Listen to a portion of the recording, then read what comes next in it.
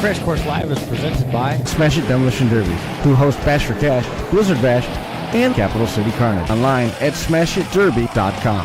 And Stirring Dirt Racing, hosts of Maymania's team show at the Golden Spike Arena in Ogden, Utah. Online at stirringdirtracing.com. Reckless Abandon Derby Apparel and Derby Inc. Magazine. This is the Crash Course Demolition Derby podcast, recorded live at the FingerLakes1.com studios in downtown Seneca Falls, New York. And now your host, Chris Marquardt. Good afternoon, good evening, and welcome to this edition of the Crash Course Demolition Derby podcast, episode number 379 on deck, if I'm not mistaken. Clicking away. And yeah, making tracks. So we're going to be focusing a little bit on the... why? I didn't think... There it goes. Be focusing a little bit on the end of the Unified Point Series, which is it's a scant 25 days away from starting the 2022 season. If you can believe that. Oh, my goodness. Excited to have everybody along for the ride. Hi to everybody out there in TV land hanging out with us here this evening. We're going to be focusing a little bit on the popular youth movement, if you will. A lot of folks have been asking for these fellows to be joining us on the program, and we've got both of them lined up tonight, Mason, Stacey, and Terry Abbati, both going to be hanging out with us for a little bit. They finished second and third in the Unified Point Series standings, which that's no small feat in its own right, and there was three youth drivers that got into the top 10. 10th place was Scotty Drevnick. So not too bad overall for the future of the sport. But also at the same time, you see some of that youth movement and where things are going. The number of drivers coming into the sport and trying to perform at that high level isn't nearly the same as the drivers, not nearly the same as the rate at which drivers are leaving the sport. So we'll dive into that and try to explore that element of things a little bit as well. Brian is back in the studio. I know you're excited to be here to It's been a little while. I haven't seen you since the week before Blizzard Bash. It's been a bit. Zach got his first buck, and so I did the dad thing and went back and helped him with that. And last week I got ordered to Did you weigh it? No, just by dragging it. It was probably 120-pound deer, 130-pound deer after dressed out. So yeah. It was nice. It was probably a year and a half old. It was a nice buck. My cousin was real excited to get a buck. Dressed out, it weighed 96 pounds. It was basically the size of a German Shepherd.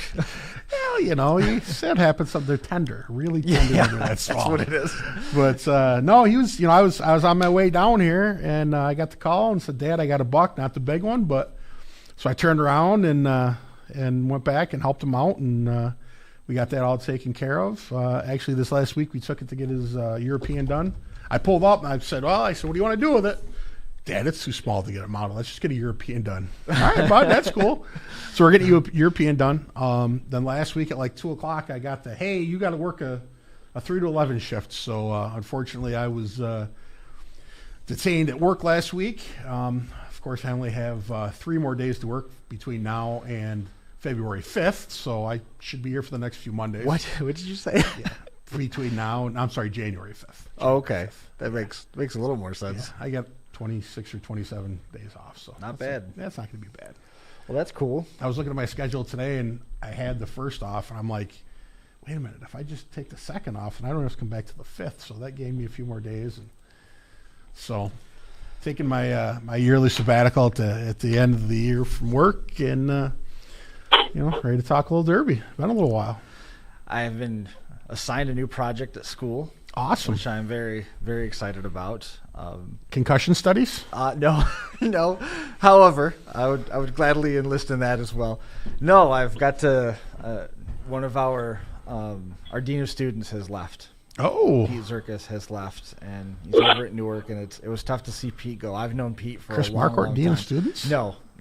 But Pete was in charge of the morning announcements. Oh, Chris Marquardt, morning announcements, baby. So I'm working with the Mid Lakes Eagles news crew, and the 5th graders are helping with the news, and there are anchors, and we've been doing some stuff with green screens. And guess who the first kid I got to work with was? Who? Emma Harris. Really? Yeah. That's awesome. It was really very cool. It's been very well received so far. It's Good. been a fun project. It's nice to be able to use my streaming equipment. Yeah. Well, I'll test it out. You never know what might happen in the future.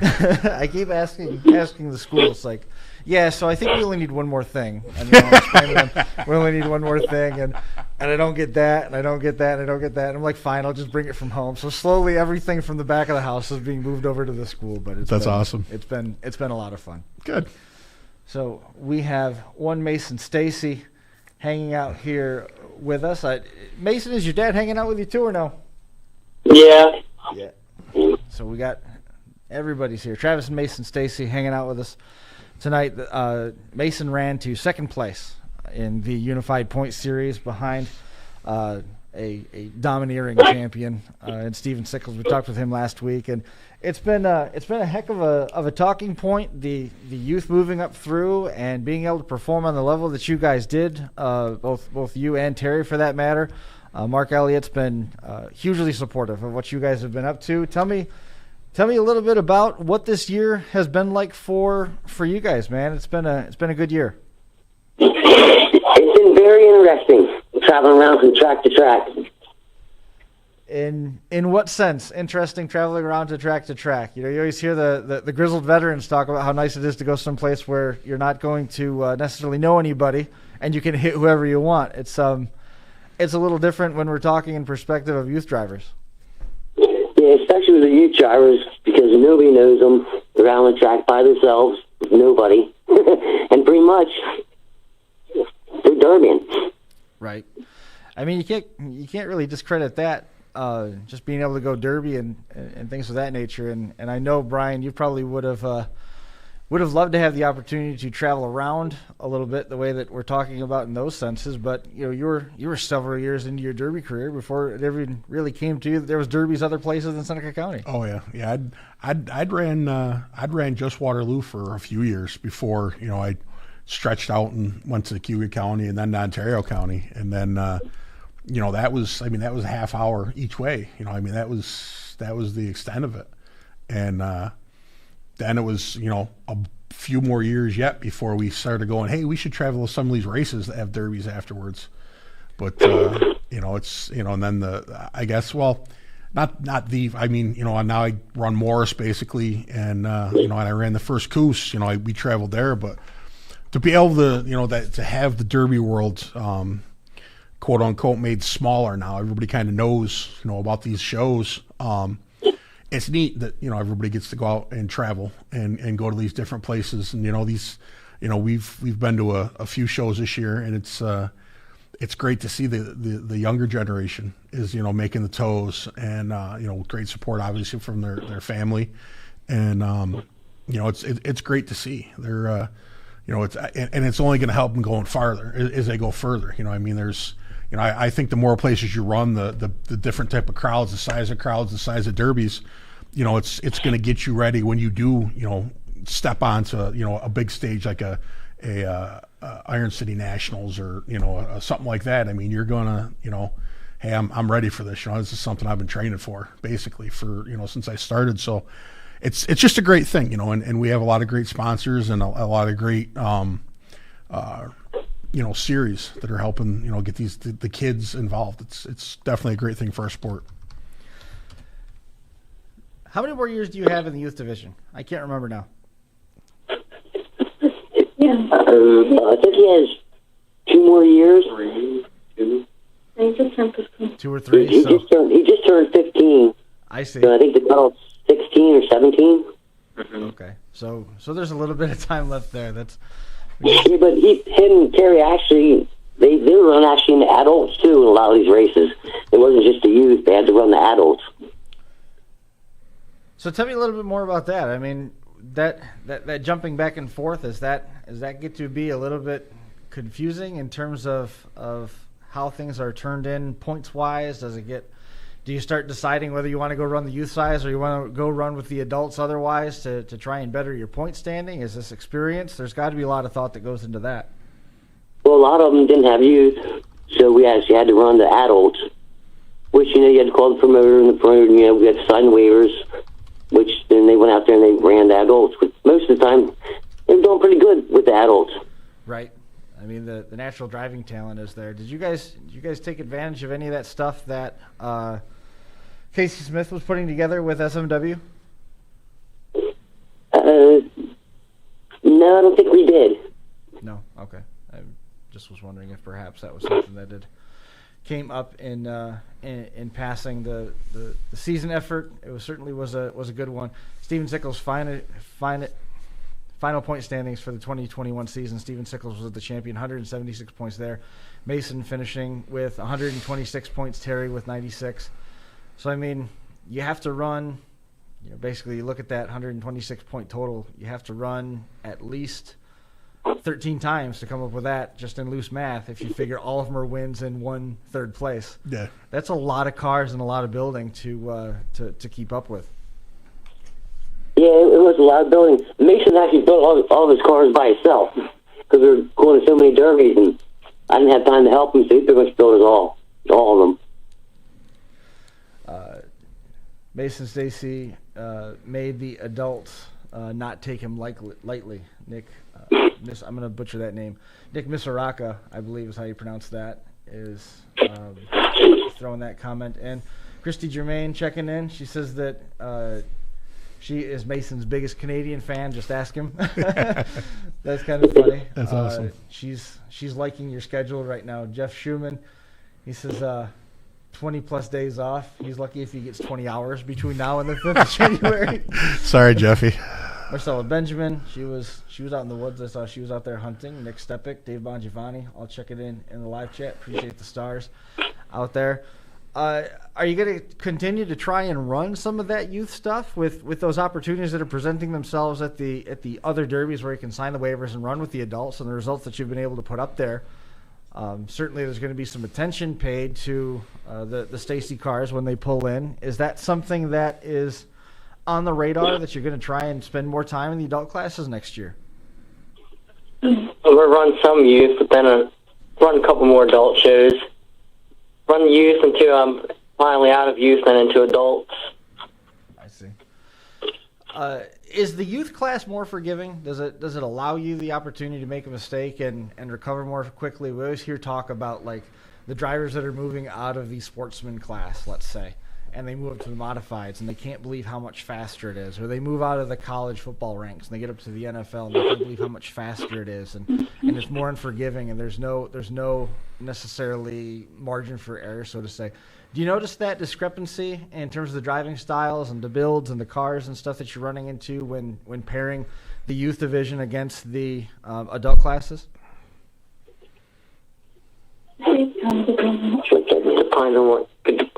Depends on what kind of track it is. Go on. It was like Deadman. Tell them about the Deadman experience, Al. That's what we used to going out in there and winning that. Going from not a fast pace to a fast pace where you have to move. If you don't move, you're getting smoked. Happens a lot down at Dead Man. Yeah, that's a bit of their calling card, yeah. Yeah. I was trading some messages with TJ. Things are going good for Dead Man down there. Nice. He was also about to go climb up. I don't know how high it was. Yeah, he had mentioned that he's got the window cleaning business thing. That he does really? down there. And it was in the 20s, and he was going to go climb up and wash glass for a little while. Like, you're out of your mind. Better you than me. That's funny. I don't like water, and I don't like sky. You know who worked for a glass cleaning business? They used to do like skyscrapers and stuff like that. In a million years, you would never guess it. Okay. Chuck Bowman. I could kind of see that. Yeah. But I mean, Chuck's not a small dude to be hanging off the side of a building cleaning windows. Well, where was he cleaning windows like that? Rochester, Syracuse. Yeah. Like the big buildings. Yeah. He's a little crazy. Yeah, he is. But, tell me about the miles and stuff that you traveled and what kind of that experience that was to be able to put that type of a summer and that type of an effort together. Not necessarily with the results, with the wins and scoring the points and stuff of that nature, but instead, just the amount of time, the building time in the garage, the amount of time getting back and forth to the tracks and what you guys were able to share in terms of your travels and your experiences. It pretty much basically we'd get a car ready and go to the track. After the Derby, we pretty much had to leave right away to get back home so we could build another car to go to another race. Mm-hmm. I mean, we went to Indiana, like 12 hours away from us. It's 12 hours out, 12 hours back. And as soon as we get back, we'd have to get another car in, and him and his mom would have to strip it quick and get it all ready for the next Derby, whichever track we were going to. Is there we have a lot of hours in driving. A lot. Yeah. I feel like I was the Uber bus driver. Yeah, it's a family school bus that they travel in. It was very Ray Bliss. You know what I mean? Yeah. Remember the old bus that he had? Yep. There's a couple. It's actually his mom's school bus. His mom's school bus, not ours. We just borrowed from her. Wait, what? Slow down. It's his mom's school bus that we made into a car carrier. That begets so many questions. That's awesome. So I mean, I'm envisioning that maybe the school bus that she drove for the school had been retired, and you guys were able to buy it, or it was just her school bus that she happened upon at some point. What's the story there? Let Mom tell the story. Mom will tell you. Long story short, Mom had this idea she wanted a bus. We bought it a couple years ago. It sat. So this winter with COVID, myself and another friend came up here, and for 3.5 months, we worked on the bus, which everybody thought was the dumbest thing in the world. And I'll tell you what, we had 107 miles on it. It's got 133,000 miles on it now. Wow. Not too dumb, is it? That's impressive. Huh. I've always thought a bus would be a neat derby car hauler. And I stole it from Ray Bliss or there's a Jeffries that used to run out of Canada too. But I mean, it's got everything you need. I mean, you can, set the car on the back and tie it down, and you can have a whatever size cab you want. You can have your tools in out of the weather. It's a good idea. We talked at length about converting one of the small frame ones into a mobile, just a permanent mobile rig where you could just show up. Mm-hmm. You have the partitions built in for AC. You got power and generators and stuff where it's quiet. It'd be awesome to do for live shows, but we never got that up off the ground. Mm-hmm. We got the trailer idea up a little ways off the ground, but that kite didn't fly very far. And now Dad sold the trailer, so that's we were going to use it. We had all these plans and we were going to buy it, but we didn't buy it fast enough, and off down off the road. It went. It works. Tommy Woodbury checking in. I think with today's youth class, these kids are very qualified drivers and have some great role models. I don't think that you'd find anybody that's going to argue that. The driving exhibition that we saw at Bash for Cash this year was outstanding. If you're looking for haymakers and end-to-end type stuff, you're not going to get it at Bash for Cash, with the exception of the 70s wire and 80s wire classes. That's not what's there typically. And those youth drivers put on a clinic. Argue all you want whether or not it was or wasn't a show, but to watch the precision that they were driving with, it defied their years, hands down. And then we went to Iron City Nationals, and those kids were getting after it. That was very fast, but they were still making good hits. Yeah. I mean, it wasn't just end to end. Whatever I hit. It was a much faster pace, but they were making good hits, and they were earning it. And we'd talked on air and off air. Wonder what'll happen if these kids, if they have to turn it up. And man, they turned it up, and they right down to the end. It was, the last two cars that were battling were hitting hard. It was a good show. So I mean, that's and that all goes in with what you're going to need to be a successful driver. Watching, and I'll take this back to Blizzard Bash. We've seen Joey Pernice. He didn't technically start in youth, but I mean, he started as a youth. Joey's only 20, I think now, maybe 21. He's same age as one of Steve's daughters. I know they graduated school together. But, and Joey is more of a calculated driver. He hasn't gotten a lot of mad dogs. And I said, man, I don't know if Blizzard Bash is going to be his pace, but man, that kid drove his butt off at Blizzard Bash. I thought he did an amazing job. And that's, it's experience. It's obviously the kids have to have some God-given talent, but you can build on the talent. You can build with the experience. And it's good to see, hopefully these younger kids like Mason are going to continue on, and they're going to be the big names of the future. What does hearing a sentence like that mean to you? You know, Mason, does it resonate? Is it something that just becomes aw shucks when you hear about the fact that so many different people are talking about how bright your future is in this sport? I think Mason has a good future in the Derby. We're going to do Derby next year. We haven't decided whether we're going to do points or not. We haven't really got that far yet, even though the season's real soon. But we're ready whichever way he wants to go. Right. Mason, how did you end up getting into the sport as a whole? What's your background and what got you in there? Well, Dad used to do junk car races, and I couldn't run them, so we found a track down our way. So we decided to build a car, went out there, got my wheel laid over in the first minute, and then just kept going from there, and then studied what people were doing, then started getting better. So how does that translate to driving in a Derby car? You know, the races are a little bit of a different situation. It sounds a little bit like the Enduros and stuff that we have up this way. How did that translate to being a deaf Derby driver? They were Derbies. He did the racing, but I couldn't do it. I was going to do racing, but then we found a Derby, so I went and did Derbies because I couldn't do racing. He actually started out in Charlottesville. Okay. Yeah, it's a good place to start out. You learn a lot there. That's where he pretty much cut his teeth in that in the Derbies, and that's where he got educated real quick. Yeah. Yeah, I've seen some videos from there. There's a lot of educating going on down there. Charlottesville's no joke. Yeah. They get after it. Did Charlottesville's promotions change hands this year? I don't know that answer. They actually shut down. They shut down. Okay. Yes. I see.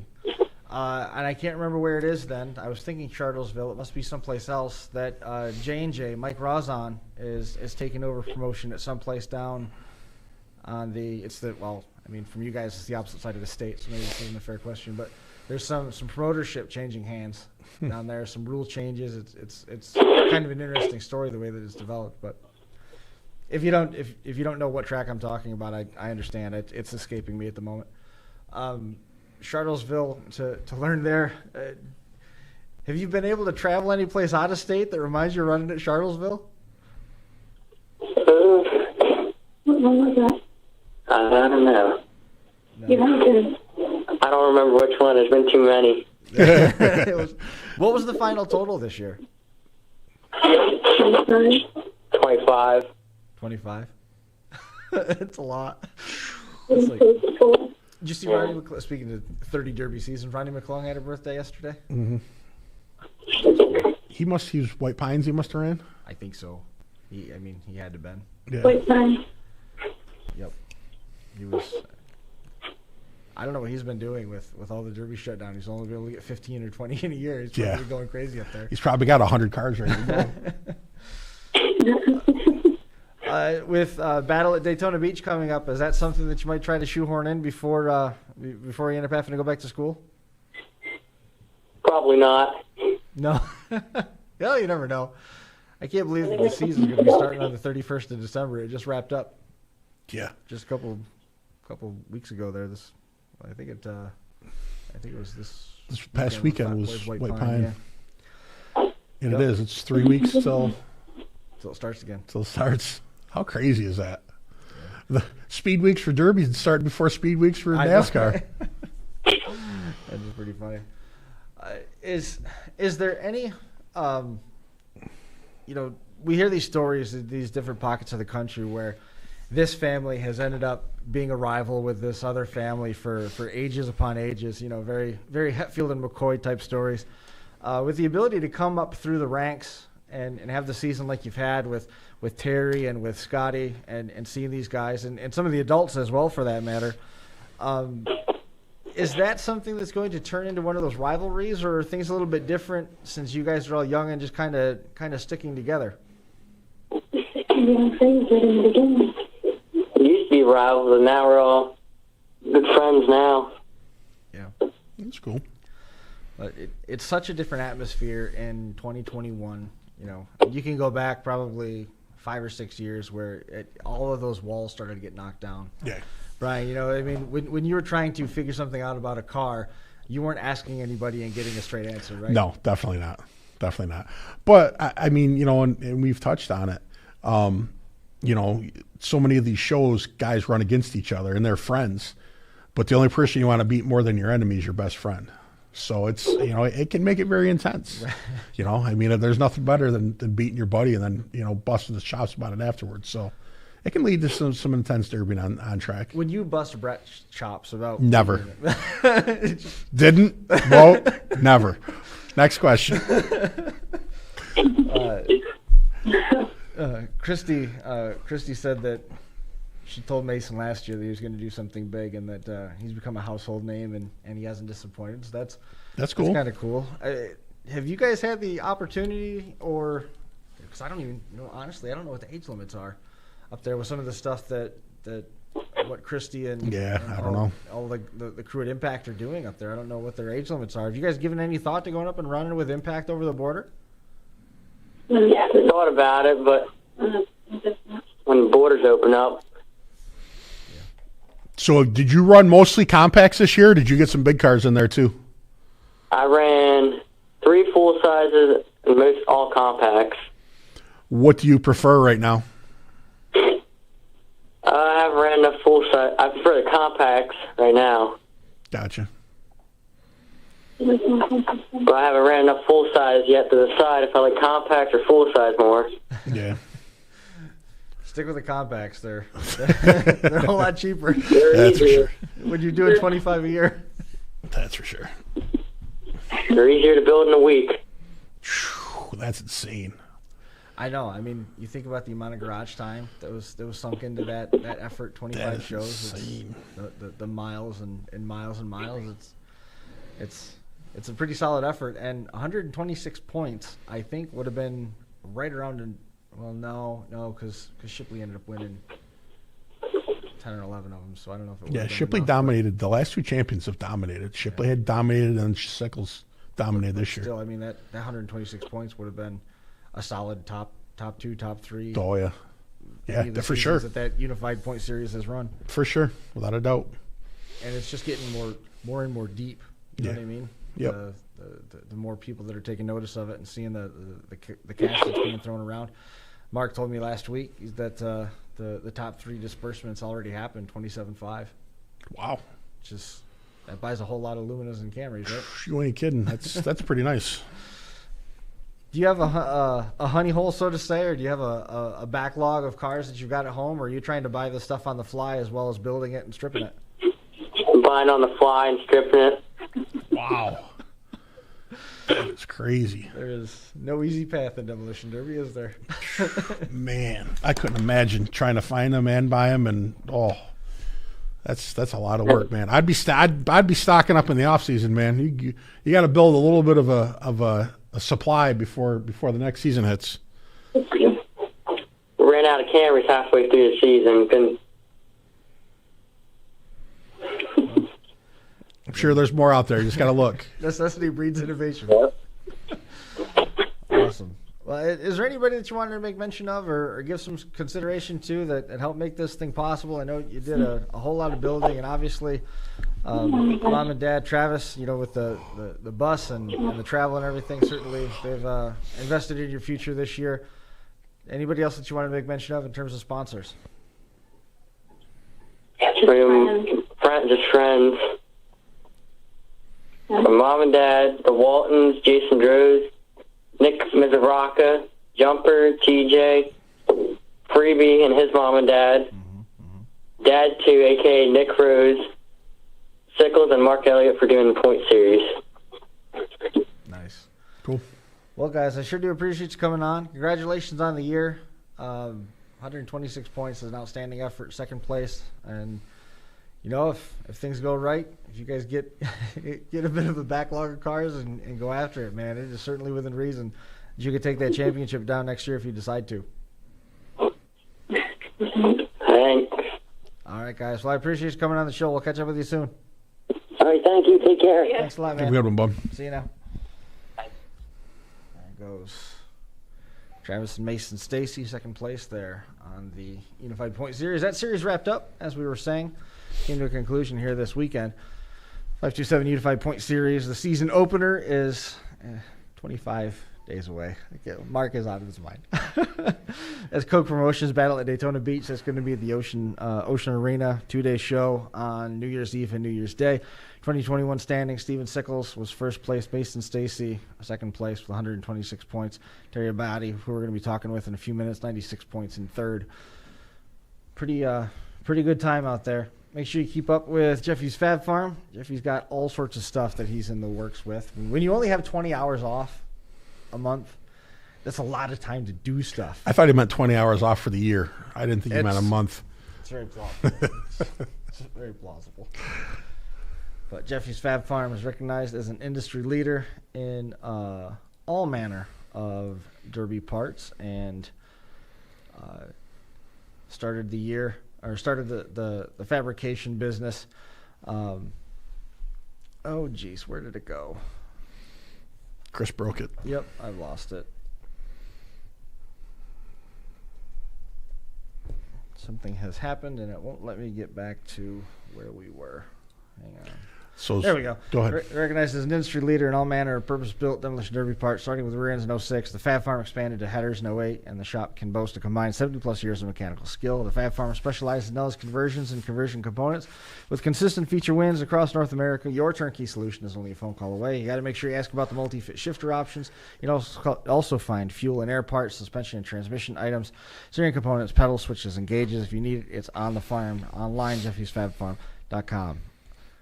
He's got a couple specials that we're trying to still expand past the Cyber Monday deadlines, too. Cool. So make sure you jump on there, check that out. Smith Metalworks, same situation for those guys. They're getting ready to open up the new shop. They're, I don't know if you caught the spec class that they're working on. Mm-mm. They're going to be debuting that when Casey was on last week or 2 weeks ago. That was really cool. We'll dive into that a little bit more here as we get up and going. Like an IROC class almost? Sort of. Just an easier build, more uniform set of rules, an easier tech inspection. They're only going to be checking this stuff, and it's as simple as if it's not there, then it doesn't pass kind of thing. It's really nice. They're going to debut that at their show. Cool. At the expo, because he's got to deal with the fairgrounds. It's like just over the hill. Cool. It was really cool. The hallmark of the product line is the pointed and flat front bumpers, replicating popular factory releases. The super stock bumper, you can't go wrong with that one either. They can be stuffed or run hollow. There's also a compact version of the pointed bumper. Other items include Crown Vic door skins, battery boxes, engine mounting systems, pedals, combos, and shifters. The shop offers all the odds and ends, such as distributor clamps and weld-in centers. Be sure to ask about the GM floor liners in locations for pickup, in-person locations for pickup, or in Mercer, Uniontown, and Bethlehem. Of course, it can be shipped right to your door online, smithmetalworks.info. So there we go with all of that. We'll get that out of the way. So I mentioned that I took my kid's deer to the taxidermist. Yes. And I walked in, and I thought it was Jeffy Schumann. This guy looked just like, a few more tattoos than Jeffy, but looked just like him. I was like, whoa, there's another Jeffy. Maybe it's his evil twin. That one stuck out of Canada too. From the looks of his shop, he works about as many hours as Jeffy does. Could be.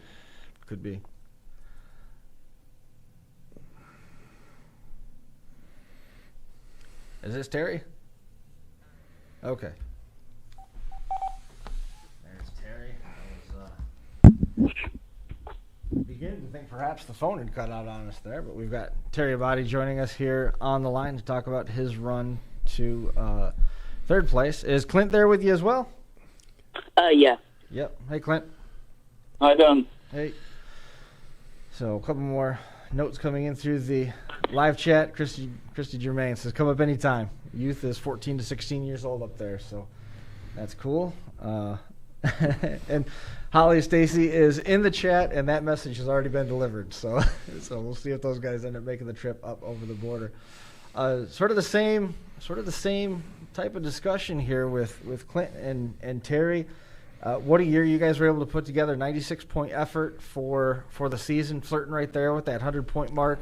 Tons of miles traveled. The discussions about the future being so bright are very much the same. It's such a well representation for the future of the sport, where 30% of the top 10 are sort of say youth drivers. I mean, it's got to make you feel pretty good that there's this much conversation about what you guys were able to do this year.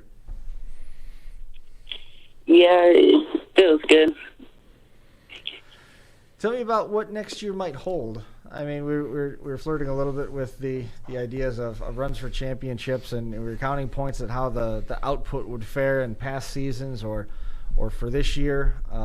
That top three, there's still two places better to finish if you wanted to go and tackle that. Is the effort that it took to do that this year, is it worth it to try and make a run for the championship next year? I probably wouldn't do it again next year. It took a lot of time and effort this year, and took a lot of cars. Were you working off of a stockpile, or were you buying on the fly as well? Buying on the fly. That's crazy to me. I know, right? How many shows did you run total for this past season? Around 23.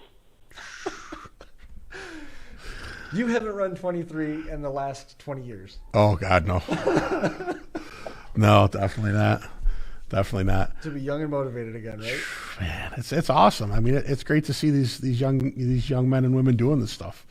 You can't really fake it in Derby. I mean, if it's one of those things where you're there because you want to be, and you got to put the time and effort in. Were the majority of your runs in the compact as well? Yeah, most of them were compacts, and there's 4 full sizes, I think. Nice. What's your compact choice? Camrys. They're pretty popular. Yeah. You ever looked for he did run one Lumina all year. That was rest were Camrys. Wow. One Lumina, is that what you said? Yeah. Yeah. No, I've never been up close to check one out. They're pretty neat up front. They're interesting, and there's a couple of the vans that look quite similar in terms of the structure, and those can get pretty gnarly too in the SUV van class. We've seen a bunch of those SUV divisions get dominated by minivans, but it's usually the Dodges, the Plymouths and stuff. But well, the back of them are like a wagon, man. You just keep hitting with it. So tell me a little bit more about what the season was like for you, and in terms of making it into the top 3 the way that you guys did. It was kind of chaotic. There was a lot of stuff going on, and we had to pull in the car every week and try to get it finished before Saturday or Friday. I wish my son could have made it to more of the point shows. That's Michael Clifton. So we might be seeing some new faces making more of the points trips this year. Do you have a favorite show you ran this past season? One that really sticks out is like the where you had the most fun, or you felt like you had your best performance, or after 23 shows, they all just kind of run in together. My favorite show was Preble County in Eaton, Ohio. First of all, that was his first adult run, and he won the first time he ran against adults. So that's probably why it's his. Yeah, I was gonna say that's a pretty good reason. Was that full size or was that compacts? It was compacts. Wow. That's awesome. What were the nerves like before the show? I mean, were you nervous? Were you just like, it's just another show? What was it like knowing you're going to go run against adults? Every Derby I usually get tired, so I wasn't really nervous or anything. Just felt like I was gonna want to pass out. I've never seen anybody fall asleep when they're climbing into the Derby car to go on the track, but he does it every time. He's tired, and I don't know. It's weird. It's funny you say that. The last time I won my hometown fair, I went and sat in the car, and they were cleaning the track off, and the next thing I know, I did the head nod, and I'm like, holy cow, I just fell asleep. And it wasn't because I'd been putting it anywhere near the hours that you guys did building cars, but I'd been doing it for a while, and I guess I just felt relaxed in the car, but that was... Was it just because you had mowed the lawn that day? No, Jesus, I didn't even mow the lawn. That was, I don't know, I just got in the car, and I was in a Chrysler, and it was comfortable, and all of a sudden I did the big head bob, and I was like, whoa, what the heck? But, that's great. I mean, it's, I've been around motorsports my whole life. Demolition Derby has always been my personal favorite. My brother was involved in racing, but one thing I've learned is that the best drivers in either sport control their emotions the best. Mm-hmm. You know what I mean? Yes. It's just it's just another job. It's just another. I know what I got to do. I just got to. Steve Payne. Steve's won a few races, and I mean he's pretty mellow. Never come off like 1300. Yeah, he's pretty mellow. I have seen him come off 1300, but not very often. But and that's great. I mean, if he can continue, if Terry can continue like that, that's great, man. I mean, it's I would if my son was involved, I would rather have him be just calm and cool and ready to go than all juiced up and just. So I think that's a good thing, man. Good for you for being relaxed like that. That's good. So a couple notes here in the chat. Jeff Schumann, these guys are rock stars. Most shows that Jeffy has ever run in a single season was 9. Well, Jeff also does work 3,000 hours a month in his shop. So like before 2006, that wasn't the case. Yeah, but in 2000, back then, I'm sure he still had a lot of stuff going on. I mean, building parts and racing and derbying and. You know what? I like this. This is Jason Sherman just popped into the chat here, which was really cool to see. We haven't seen him pop into the comments much. He's got some news coming up about his season. Road Rage is going to have a show this year. Did you see that post that came out? They're working on some more projects this year? No, but I think I know what you were talking about, or he might be. I've heard a rumor that they're going to have a pretty good paying I'm show. There were some posts that were kind of floating around over the weekend about it that I honestly, when I saw them, I meant to make a mental note to go back and get it, and I didn't. But yeah, it was good news to hear out of Road Rage. He said that it was the pre-05 Toyota Sienna sub is pretty close to the Camry, and they can get pretty tough. In terms of making the move into full size or making the move into adult classes full time, is that something that's imminent on the horizon, or have you got a couple years left where you can pick and choose?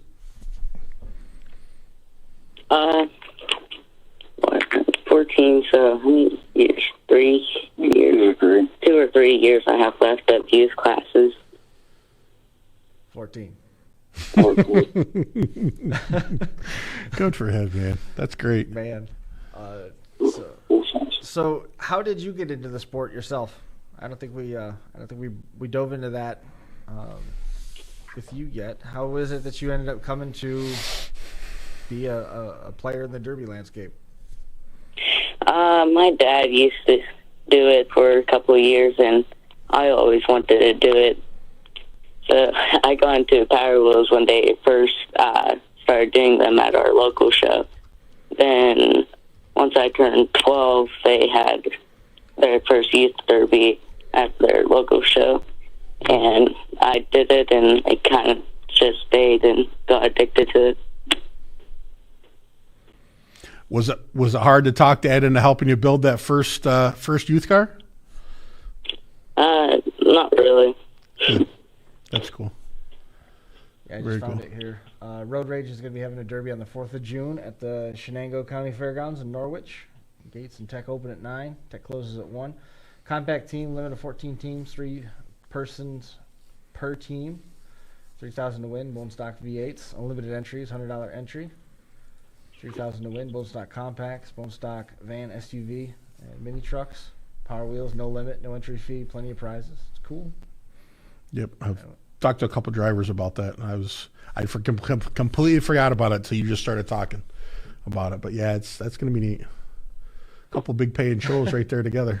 Jeff said he's fallen asleep in the shop before. Hopefully the welder wasn't on.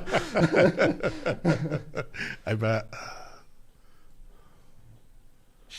Sherman did 12-year for about 10 years, but those were stock days. It's a different world. I mean, you guys, Terry, you guys were building mostly stock stuff. I gotta believe. I mean, most of that used stuff is typically pretty stripped down. It's not like you're doing any full weld stuff, right?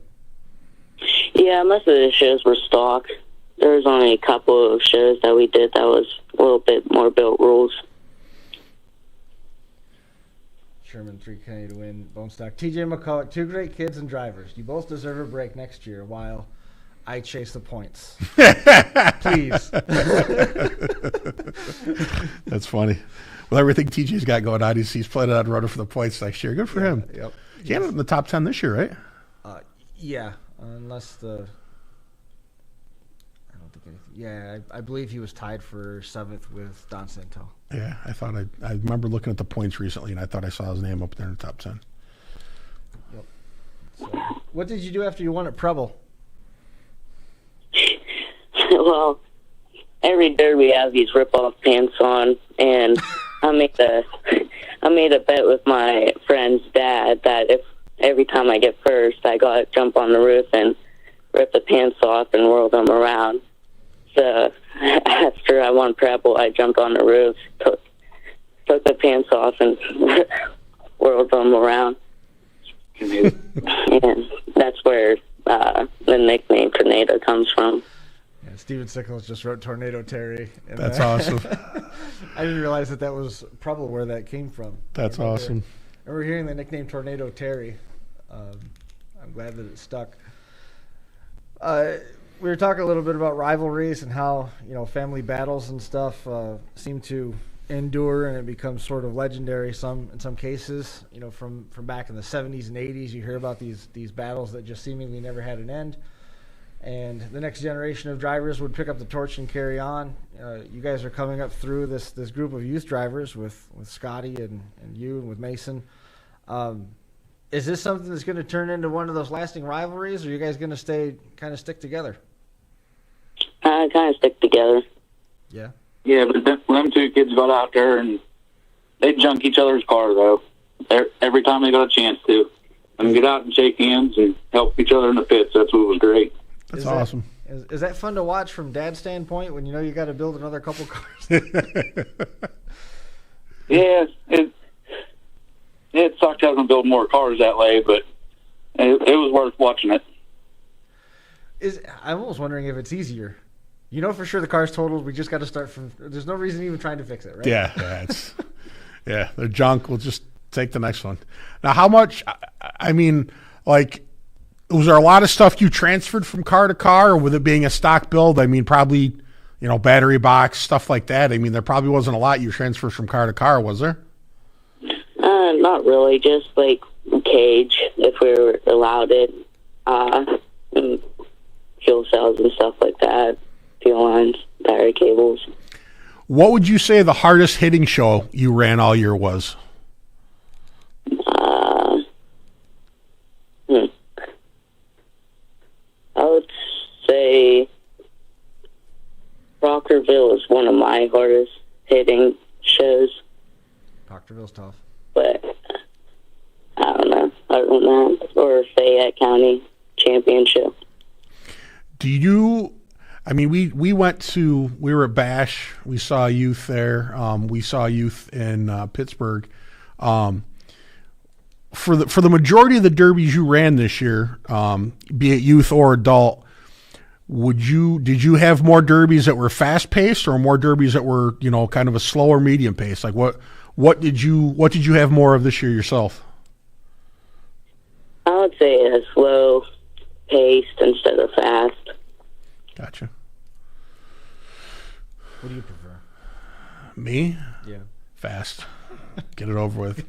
Let's go have a hamburger and relax. That's funny. Well, Steven Sickles says you guys are going to be great drivers for years to come. Congratulations, and he can't wait to junk you for years to come in the future.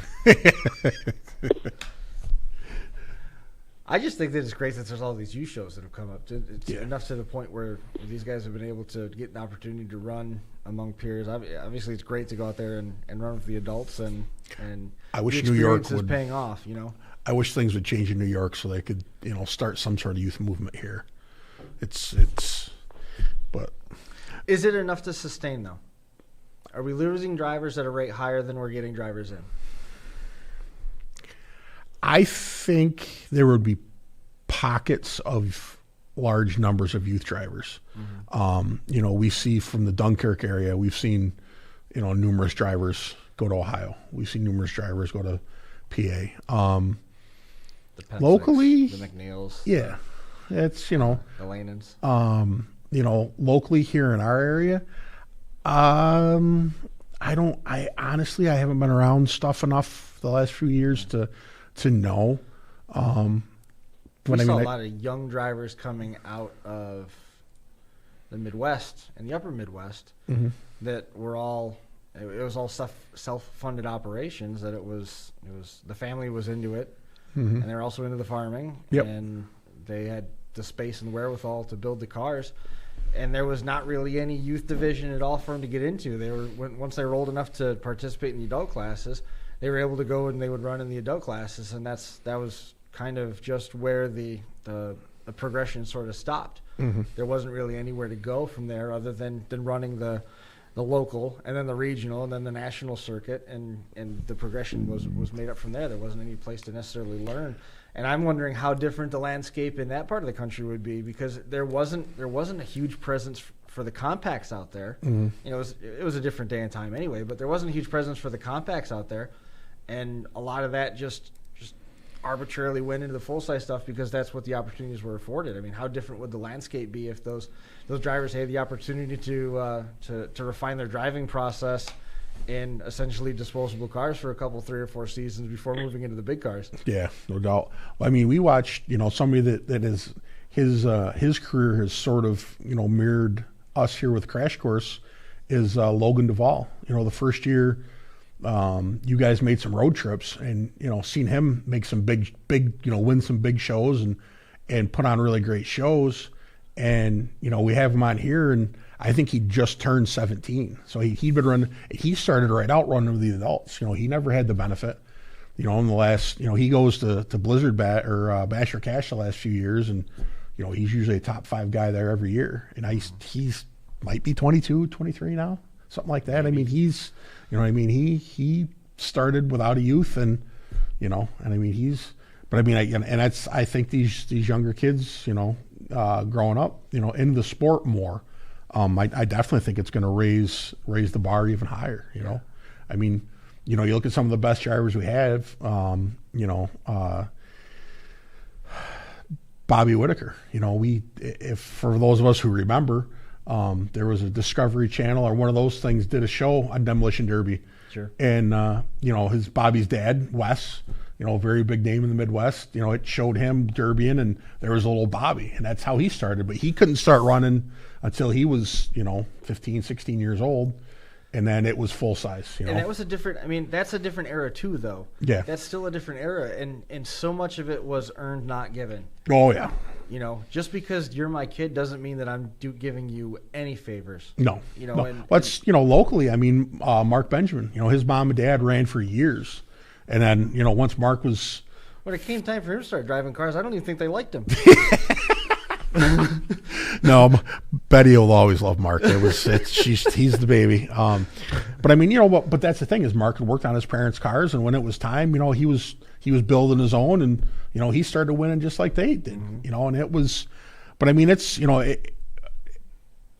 I hope that I was clear on that. Earned, not given. They weren't letting anybody win. They were making them earn it in the shop. Oh yeah, absolutely. Yeah, absolutely. And that's last weekend, Steven was talking about that. Yep, he had one car a year. Yep. For a while. And talking with Toby Hiley over the years. Yeah. Toby didn't get anything handed to him. He busted his butt, and there was. Toby tells a story, and I won't tell it anywhere near the way he does, but it came down to his dad and him one night, and Toby showed his dad he didn't have steering, and right. His dad poked him in a corner and left him there, backed away and sat and let the time run out. He's like, "That's your fault. You never should have." Yeah, it's and it was it's great, and the kids now they're getting to get into the stuff sooner. They're learning, look, if you want to compete, you got to work, and it's great because unfortunately there's a large percentage of kids this same age who the only work they get is playing Fortnite, but these, these young men and women, they're working in the garages and they're learning, so it's great to see, for the overall well-being of the community, not just, the derby community. I mean, these kids are learning stuff. They're learning, they're learning work ethic. They're learning everything. It's really great. And, 20 years from now, everybody's going to be crashing Vicks, but I mean, at least there'll be Fine. really good drivers crashing Vicks in 20 Pretty years. sure we were saying that in 2005, but I digress. Oh, goodness. I mean, all this talk about how we're not giving blah blah blah blah blah. Terry, I mean, are we giving Clint too many ideas? Are we messing things up for you? No, he busted his butt this year, and It's good to hear. every day you had to be in the garage unless you're wherever at a derby. And as soon as you got home, you had to be back in the garage. It's good to hear. So a couple thoughts just came in. By the amount of moms that call in and check on our parts, there's a lot of youth drivers. That's from Jeffy, and good. Yeah, that's great. And I don't want anybody to think that I'm somehow preaching doom and gloom. Scott Drevnick, there it is. I think there are more youth drivers than you guys think. Yeah, I believe that. Oh yeah. I am confident that. But how many of the youth drivers are willing to put in the time and effort? Because it seems to me that there's a particular hitch in some of the generational gap right now, where if I don't immediately find success, I don't want to do it anymore. Yep. Absolutely. So if we're losing the outgoing generation of drivers, there's enough of those incoming generation youth drivers right now that are working through the ranks, and I'm more than happy to be wrong on this, that are moving up through the ranks, that are going to want to put in the time and energy to figure things out. And right now, I mean, I am willing to believe that there is some population that is going to be replaced as those generations turn over. We've got it up and down the list of what we saw with Mark's series. And Mark's series kind of exists in the 527 series kind of exists in a vacuum. There's other youth shows that we're not even touching on with drivers that have probably had runs like this that we didn't get into, but it's just because it's not necessarily come to the table or popped up on the radar. We've been following Mark's series all year, so it happened to be that's what's in front of us at the moment. So I'm glad to be wrong on that. And in any case, regionality notwithstanding, that the future of Demolition Derby continues, as we say, that the epitaph was written so long ago, but they never put a period on it. It continues to look good. I think we're in pretty good shape. And that's the thing. I mean, we obviously we just talked to these two young men here tonight, but every show that Chris mentions during the year, when he's reading the schedule for Smash It or even Dead Man, any of them. Yeah, any of them. There's it seems like there's always a youth show, and 5 years ago there was 2 youth shows a season. So I mean, it's great, and it's great that there's more kids that are getting involved, because I think that if there was anything that was lacking in Derbian, it was young kids getting involved. And I think it was for many reasons. The price of cars, the price of parts for the cars. That obviously hurt. I mentioned unfortunately a lot of kids spend a lot of time exercising their thumbs. Stuff like that. But it's great. It's terrific that there are so many youth shows out there. And we absolutely support them. It's great to see. I love watching them. Chris loves watching them. These two young men have both had great seasons. So we definitely want to give them their. There's more talent coming that we haven't touched on tonight. Well, young Scotty Drevnick. We've seen him wheel. He put on a heck of a show for us at Bash for Cash. We've. The young man from Dunkirk, him and his father had the Ford wagon at Bash for Cash. The Lane and crew. They've and there's a lot of kids, and we're starting to get out and meeting some of these young drivers, and it's great. Hopefully next year we're a few more shows and we can meet a few more guys and gals. At Iron City Nationals, the second place driver was a female and one Mad Dog. I mean, she was, so by no means is this only a men's sport. It's great to see young ladies getting involved as well. So definitely one thing that we needed was a youth movement, and I feel like it's definitely building. I certainly like where it's headed. Is there anything that we missed with you guys, or have you got put together any plans? Anybody that you want to make mention of? Hardcore, they have some great shows and stuff there.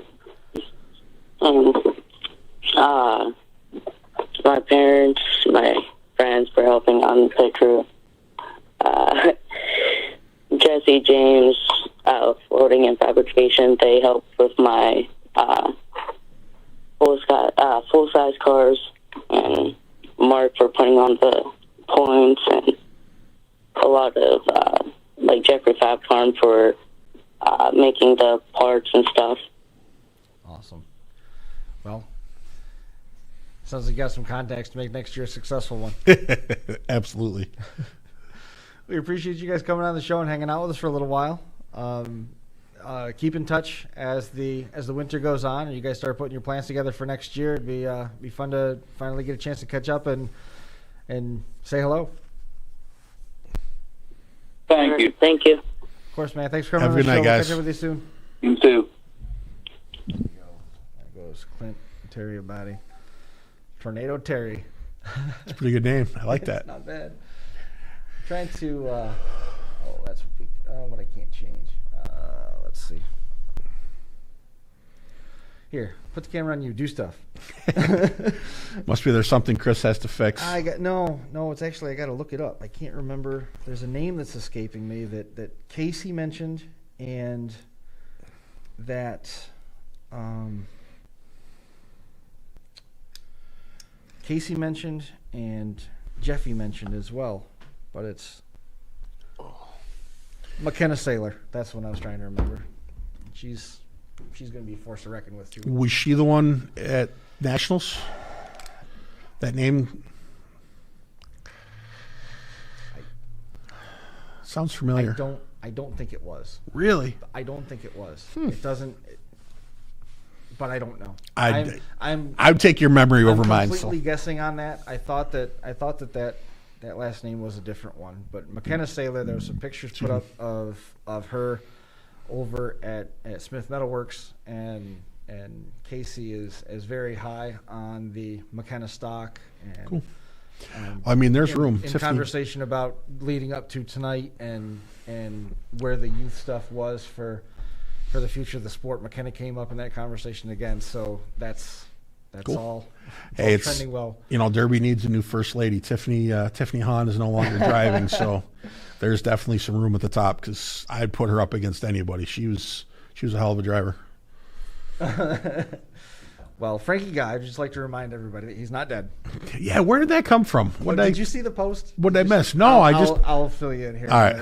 I'm going to get this wrapped up. Frankie, good luck deer hunting, buddy. Yeah. We have to travel for my son to run with the kids his age because he isn't allowed to run most of the youth derbies in Kentucky because he wins with the adults. That's Michael Clifton. That's awesome. It's a good problem. Nick Rose, he doesn't remember any youth shows when he started out derbying. That's true. Steven Sickles, he's not that old, and he didn't have any either. Scotty Drevnick says, good job, Terry. Nice work on the appearance. Frankie says, what did I miss? Trying to finish up the rules. Youth full size. Frankie's got the youth full size national championship this year as part of the hardcore tour, which is going to be awesome. And that is a collaboration with a bunch of promoters too. So sweet. I mean, we're going to be talking with Frankie about that down the line as we get a little bit closer to when that's going to happen. We'll have in the 3 weeks of off season we have. Yeah, I know, right? So I mean, it was one thing when Derby ended in December and started in January. It was sort of just like, okay. Now the 2021 season ends in December, and the 2022 season starts in December. Yep. Yeah. Well, it's just NASCAR had testing in Daytona. They're going to test some stuff out in Daytona this year on the 31st and the 1st. So We'll see how things go. It's pretty cool. I like it. It was it was great. We had a busy chat tonight. I like Good. that. It was always good to. I mean, there's so many youth drivers or kids that started out driving on the youth side of things that really didn't have the youth. Austin Hartzell and Andy Lee. There's a couple of them locally. But I don't think Marcel ever had a youth division either. I think so. I think they did at racetracks. I think they ran a couple Dundee, Black Rocks, whatever. Sure. Yeah, because they had some shows there because Brett Relier went there once. Remember, it's the hardest city he ever took in his life was in a youth car. Yeah. So that's saying a lot. Tabby. Preston. Yeah. Yep. Preston's coming, I'm sure. Yeah. Well, Preston's going to debut. Actually, Preston debuted this year. Where? I can't remember, but remember the Vic that Brett had at Bash a few years ago, all painted up with he took that somewhere this year and ran it. I can't remember where he was. Huh. Yeah, I can't remember. Him and Corey and Brett both told me about it. I can't remember what it was for the life of me. How's Corey doing? Busy. Yeah. Busy. Good. That's a good answer because Yeah. a while ago, busy was not the answer. Yeah, So we. that's good. I've been talking to a bunch lately. I put a phone call into him, and then he called back, and I missed it, and it totally got away from me. I never did. return his call. He we had quite the talk the other day, and he said, "Look, I want to come up and be on your show and tell some stories." And I was like, "I don't think that's a good idea." Because I don't know if you know it or not, but Corey's got some stories that are a little entertaining. Yeah. Crash Course After Dark. Or something. Crash Course After Dark, episode 1. It'd be, yeah. You'd have to sign in with proof of age or something. Well, we wouldn't. We'd stream it to a new. It'd be completely unrelated to this. Yeah, we'd have to do it out of one of our kitchens because we wouldn't want to lose any place. But she used to drive in Canasteraga youth class. I didn't realize that. All right, well, cool. Yeah, youth full-size national championships. It's Marcella and Tabitha both. But there's Alex and Lee Sager. Yep. I don't think they ever had any opportunity with youth cars. Yeah. I mean, we can go on. There wasn't much. The only place they had them was racetracks because you can't get. The reason they're not in New York State is because you legally can't get standalone insurance for youth derby in New York State. It's a law New York has. And there's a glitch in the rider too, right? Having it as a rider, there's something with it. So what people did was just added on to a race car, a race insurance, and I'm still am. I'm very nervous that if somebody underage gets hurt in a motor vehicle operating it at a racetrack, that I don't think it would be a good situation. But my name isn't on anything, so it doesn't matter. Haven't helped the decision makers. Nope. I just talk about derbies. That's right.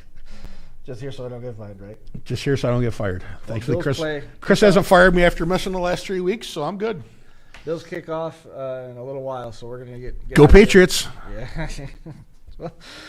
Well, Brian, you managed to survive being fired for 3 weeks, but this just wasn't your day.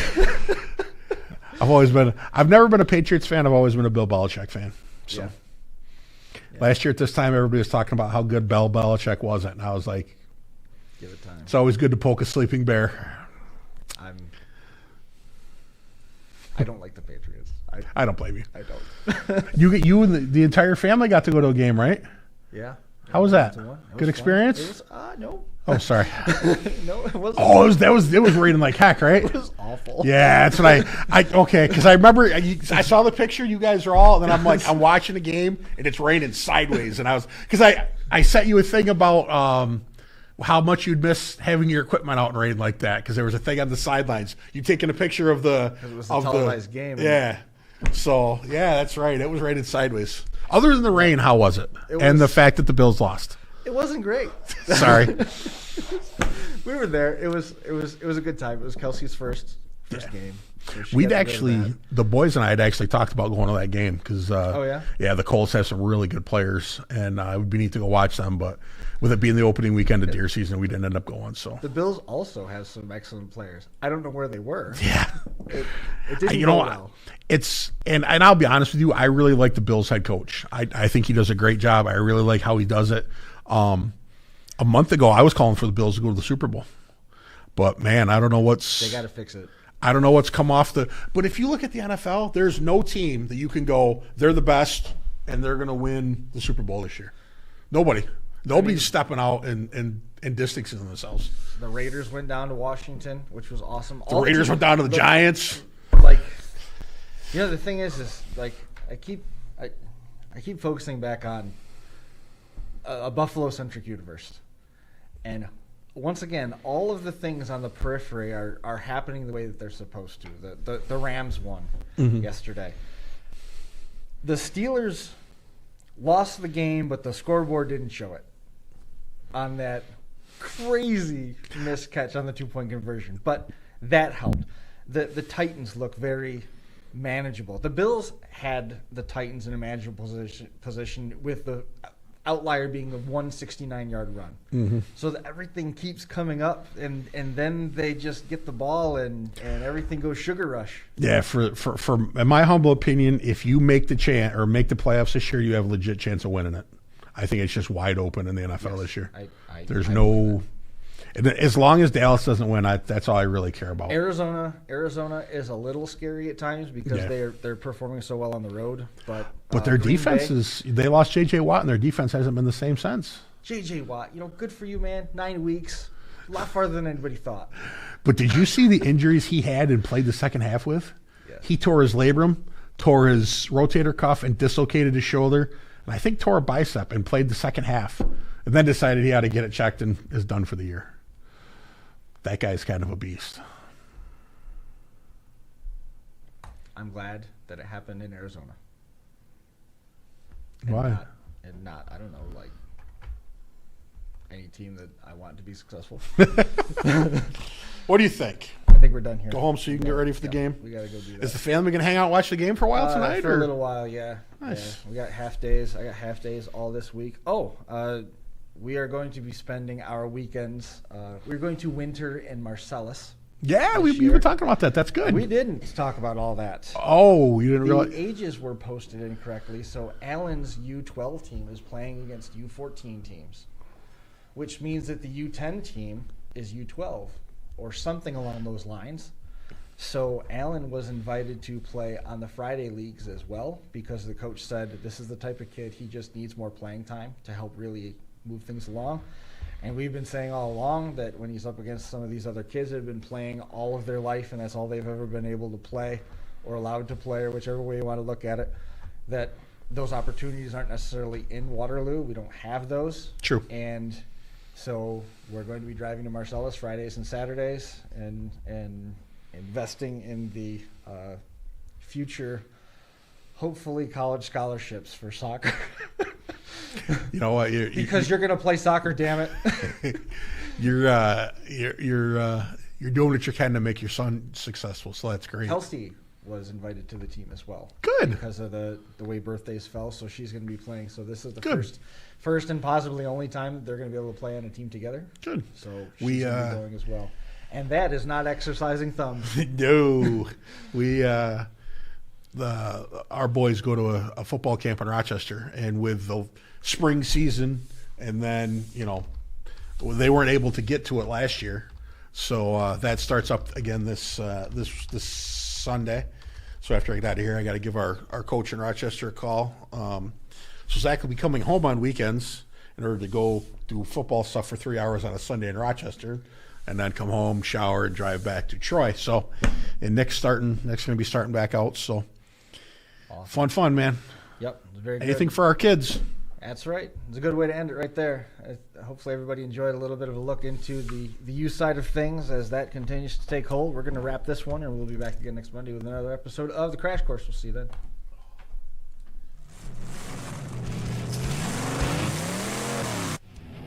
Play the outside. There we go.